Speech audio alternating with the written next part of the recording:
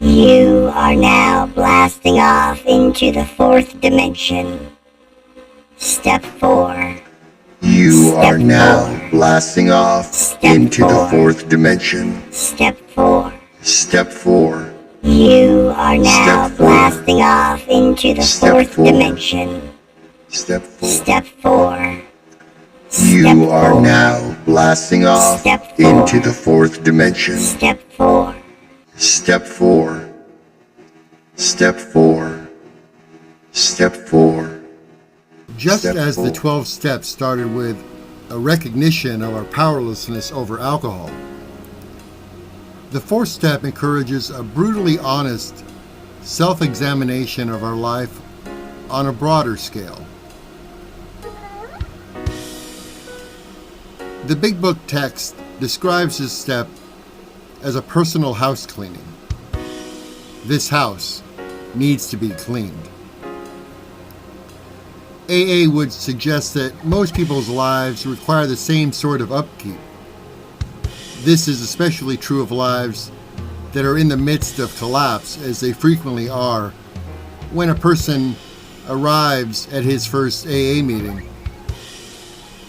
Alcoholics Anonymous understands that most people's lives are far messier than they'd like to admit. Even people with relatively clean lives do not really have clean lives, and furthermore, clean lives don't stay clean without continued effort. This step is a writing exercise. Step 4 works a bit like pushing on the bruised places in our lives. It does so in order to heal them, or to return to the clean house analogy. The cleansing can only be effective if it is applied to a specific mess.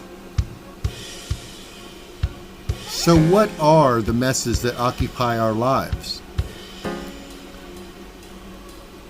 AA focuses on 3 universally problematic areas of human weakness or shortcomings: anger, fear, and sex.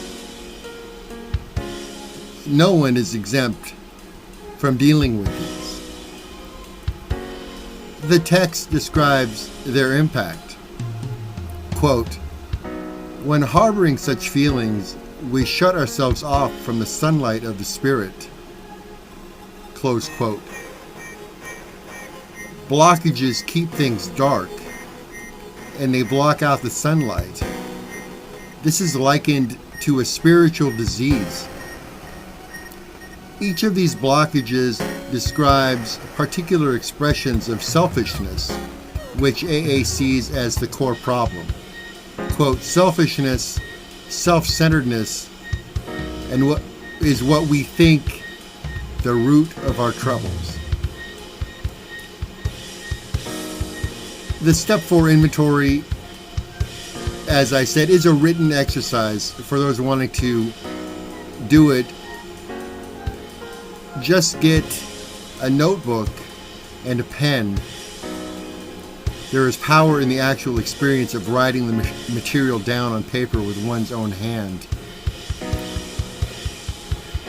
If you think of a bad mood and the impact it carries, there's an old saying: the boss yells at the employee who goes home and fights with his wife. She then scolds her son for not doing his chores, and he runs to his room. On the way up the stairs, he kicks the family dog, who was just lounging on the landing. Anger can have a chain reaction effect both within ourselves and in our interactions with other people. The Step 4 inventory starts by looking at resentment, which the Big Book describes as, quote, "the number one offender." When it comes to blockage and recovery, resentment, of course, is any kind of lingering anger, the residue of old hurts, disagreements, and frustrations. Nobody chooses to be angry. We talk about anger being something that gets the better of us. It sneaks up on us. Today we live in a culture so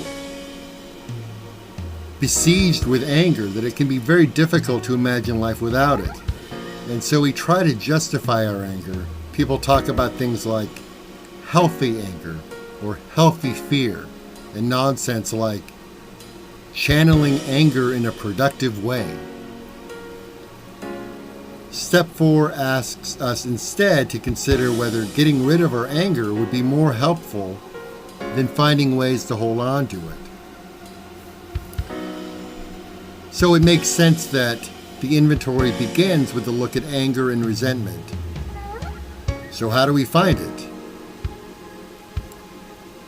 The Big Book suggests that each individual should begin the 4th step in the following straightforward manner.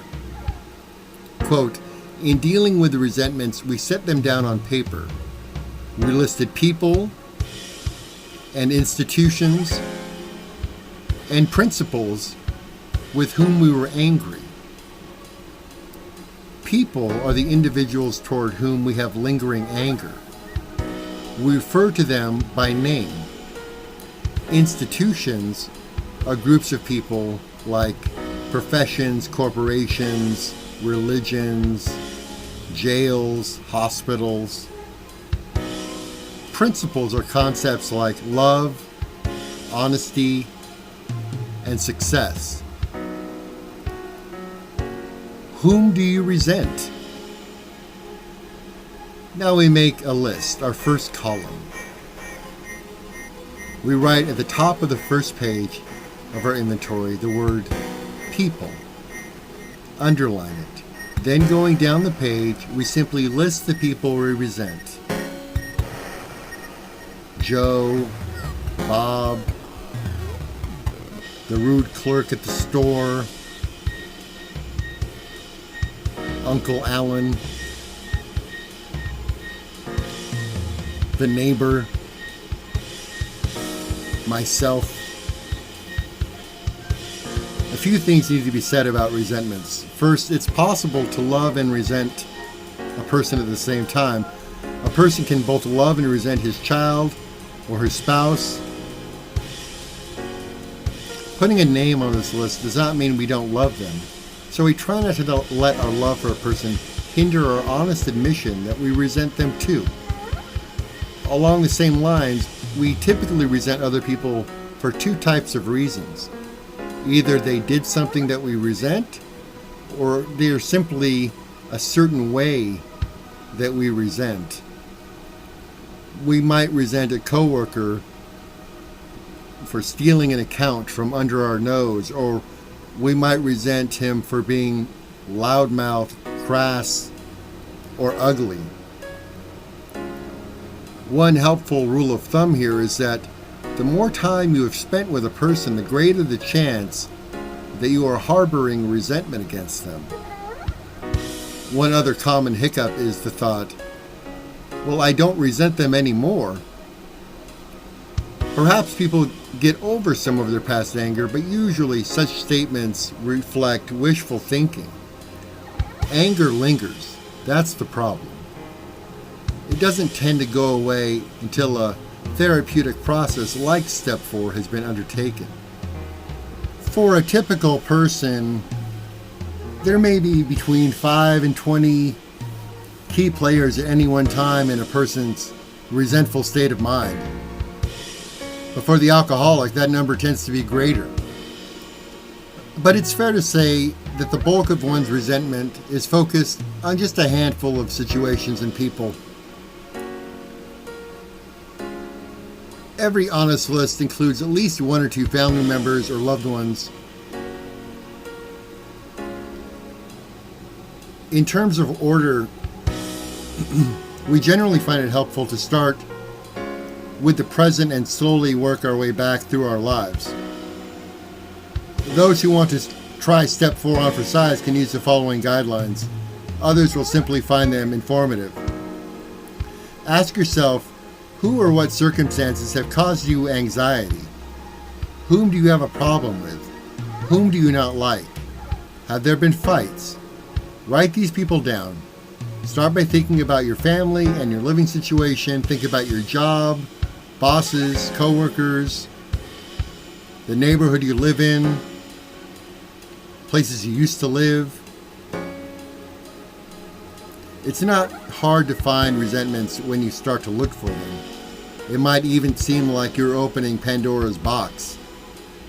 The good thing about an inventory is that you can do it at any time. Names can always be added. It's important not to get too bogged down trying to make the list completely complete. That would be impossible. The big book points out that staying sore was as far as most of us ever got. Just making a list is little for one's mental health and spiritual health. If anything, it disturbs it, stirring up the silt at the bottom of the stream and making things murky. For this reason, people sometimes, and often, find that when working on their 4th step, they become irritable in a way that is somewhat uncharacteristic. I know that was absolutely true in my own experience.